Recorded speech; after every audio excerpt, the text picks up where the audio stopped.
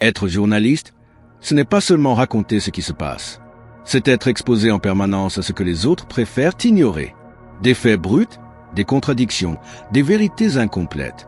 Derrière chaque article, il y a un tri invisible, et ce tri laisse des traces.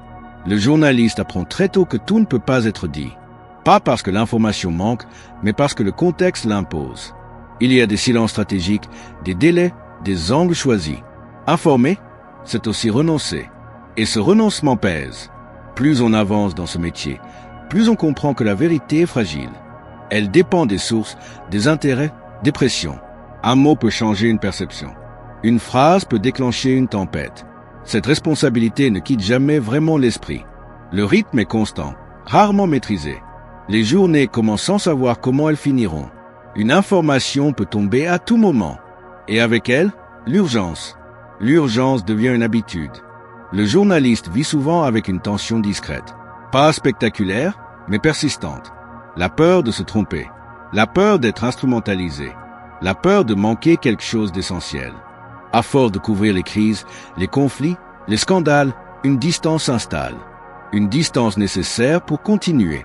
Mais cette distance n'efface pas tout. Certaines images restent. Certains témoignages reviennent la nuit.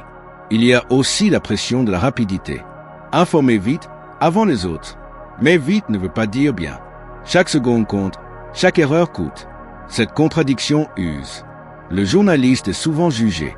Trop critique pour certains, trop indulgent pour d'autres. Rarement au bon endroit, rarement compris. Et pourtant, toujours exposé. Avec le temps, la frontière entre vie personnelle et professionnelle devient floue. L'actualité ne s'arrête jamais. Même hors service, l'esprit reste en alerte. À titre, une notification, une rumeur. Impossible de vraiment décrocher. Il y a aussi la solitude du métier. Même entouré d'une rédaction, certaines décisions sont individuelles. Signer un article, c'est s'exposer, assumer un point de vue, et parfois, faire face seul aux conséquences. Le journaliste apprend à douter de ses sources, de ses certitudes, de ses propres biais. Ce doute est sain, mais fatigant. Avec les années, une fatigue particulière apparaît. Pas physique, mais mentale. Une saturation d'informations. Une lassitude face au même cycle. Une impression de répétition permanente. Certains continuent par conviction, d'autres par habitude, d'autres encore parce qu'ils ne savent plus faire autre chose. Informer devient une identité, pas seulement un métier. Il y a aussi le regard du public, changeant, parfois hostile. La confiance gagne lentement et se perd vite. Chaque erreur est amplifiée, chaque silence interprété. Le journaliste vit avec une forme de paradoxe. Être au cœur des événements, mais rarement acteur.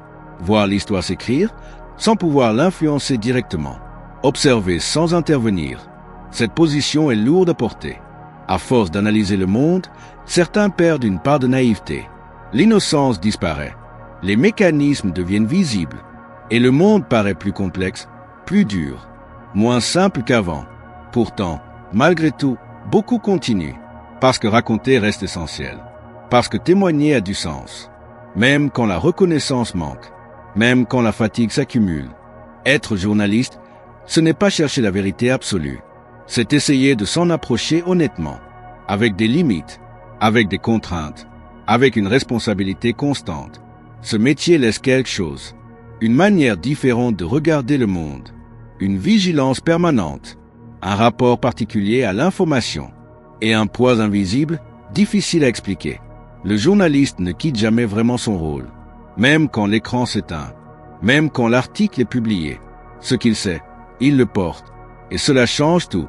Avec le temps, le journaliste développe une forme de résistance silencieuse. Il apprend à encaisser sans montrer, à transformer l'émotion en distance professionnelle. Mais cette résistance a un coût. Elle use lentement, sans faire de bruit. Il arrive aussi que la réalité rattrape l'humain. Une histoire trop proche. Un visage qui rappelle quelqu'un. Un sujet qui touche une faille personnelle. À ce moment-là, la neutralité devient fragile.